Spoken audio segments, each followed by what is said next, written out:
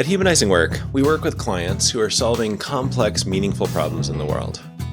A high degree of complexity means, of course, a high degree of uncertainty, so they frequently find themselves in a situation where the people around them want more certainty about the future than they're able to provide. And neither avoiding any concrete statement about the future, nor bluffing and sharing too much certainty feels right. Whether it's a leader communicating about the future of a company, or a product team creating a roadmap for their work, this problem of communicating about uncertainty is a common one. People want stability and certainty, but they also want positive change. Unfortunately, change brings uncertainty. As a leader, you have to navigate that tension. In this episode, Peter shares a story about a leader wrestling with one of these situations, and he draws out some larger principles and advice for communicating about uncertainty when the people around you want certainty. Yeah, Richard, that story I was thinking about comes from my time at Adobe, and I kind of give the subtitle to this story, Nobody Really Knows What They're Doing. So when I started at Adobe, we did major product releases every couple of years. Now, this approach had two big issues with it. One that was mostly financial, and one that was about responsiveness. On the financial side, these pretty expensive, infrequent releases caused a business issue that we referred to internally as version skipping.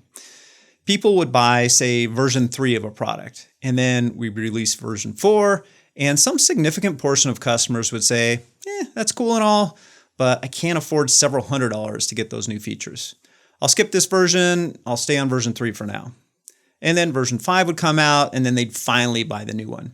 And it seemed like no matter what features we released, no matter how cool the new thing was, we'd always have people that just weren't willing to pay those very large upgrade prices. Now, the other part, the responsiveness problem, was that if you're only releasing every couple of years, your ability to innovate is super low. Let's say someone comes up for this mind-blowing idea for this killer feature in Photoshop. Now, let's say we've already planned out the next version. The best case is we figure out how to squeeze this great new idea in, and customers will see it in maybe a year or two. But worst case, the current feature set is locked in, and we've got to wait for the planning cycle on the next one to start, and then the couple years to actually build and release that thing. So it's going to take a long time from idea to customers being able to use it.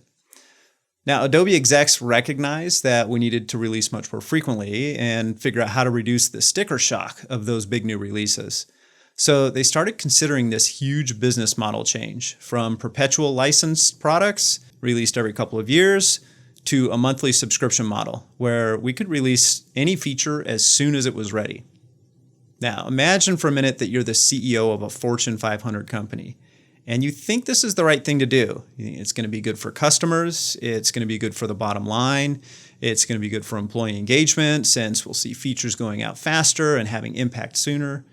How do you communicate about this shift? It's massive.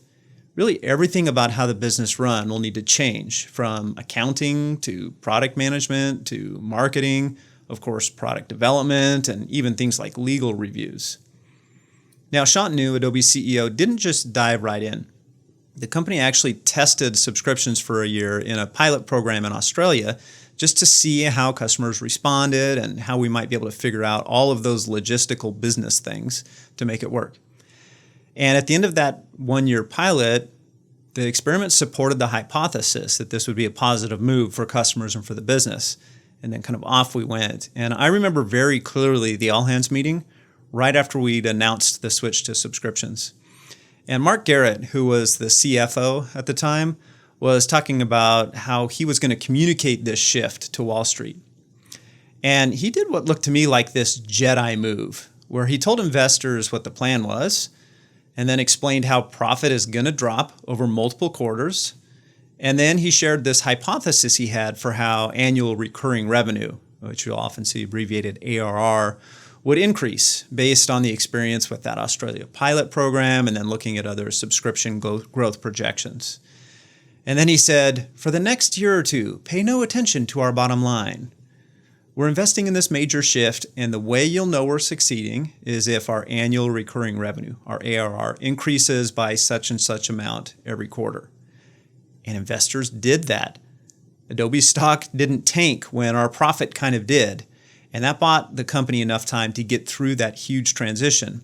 And now the company's never been stronger. At the time, I assumed that Mark Garrett just knew it all would work. And then interviews, and now having worked with dozens of C-level executives, I've kind of had this pretty big change in how I think about that. Mark and Shantanu hoped it would work. They had done some early testing on that idea, and they were willing to bet their careers on it. But they didn't know for sure. What I've realized since then is that everyone we think of as a confident, inspiring leader, if you could scan their inner dialogue, probably feels like they're making it up.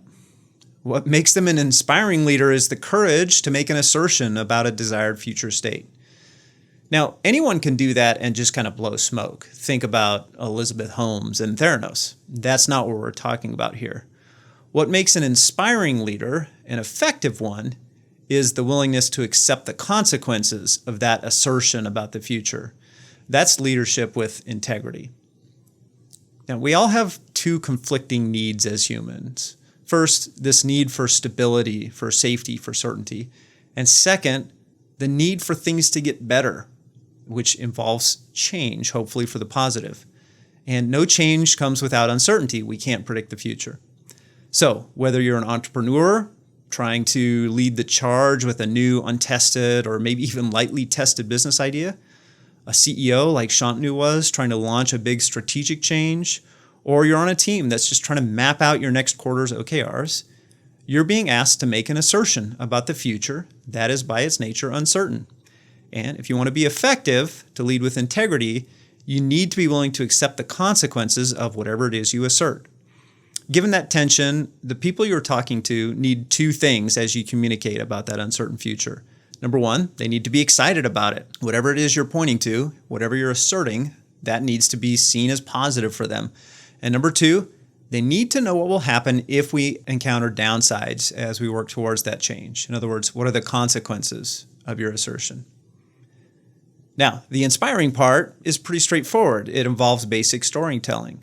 The best assertions about the futures, the inspiring ones, describe a future vision in concrete terms that will resonate with whoever your audience is in that communication.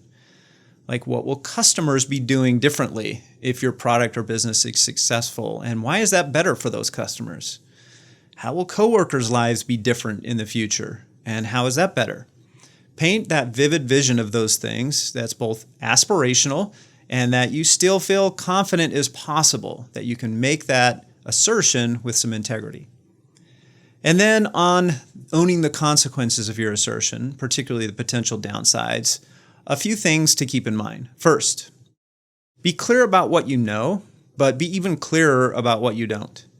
Maybe you know that the customer has this problem, but you don't know exactly how to solve it. Or you know that this technology works to do a cool thing, but not exactly how you'll market that yet. Maybe we know our team typically delivers at this rate, but we don't know what changes we'll need to make in the plan as we discover the right thing to build. Second, use probabilistic language for anything quantitative. For example, I remember Mark Garrett describing a range within annual recurring revenue would grow, rather than a specific number. I also love seeing teams forecast over their backlog using a range. For example, given a desired release date and assuming our current plans don't change, we'll likely get all of these, some of these, and none of those. Next, highlight the assumptions you've made that have boosted your own confidence about your assertion, and then welcome feedback and questions about those assumptions. I remember this discussion that Shantanu held about those results from the Australia pilot and how he was confident because of that, but then welcoming feedback about how and why that initial feedback might not be representative of the worldwide market. And then he described the research and testing that the company would do to increase their confidence going forward on making that big bet. Next up, describe the concrete steps you'll use to test your hypothesis, to get feedback, and then potentially to pivot as you go. It's one of the core things that Scrum teams can do at every sprint review. Also, OKRs, as an example, should give you at least quarterly opportunities to test hypotheses and share learning and pivots. Then describe how you envision others participating in that process and how you'll seek feedback. You can check out our episode on getting feedback on a work in progress for a great kind of 6-step agenda for how to get feedback on a work in progress that really works well. We'll drop a link to that in the show notes. Finally, talk openly about the constraints you're working in and welcome ideas about how to move towards your vision within those constraints. These are all true for a leader diving into a lofty organizational change, an entrepreneur launching a new business, or a team describing their OKRs to other stakeholders. The key thing to remember is make an assertion about the future that you're fired up about, but then have the integrity to own the consequences of whatever assertion you make. Thanks for tuning in. If you found this useful, please share this episode with someone else who would benefit from it. And be sure to subscribe to the Humanizing Work Show on YouTube or on your favorite podcast platform so you get all of our episodes as they come out. See you next time.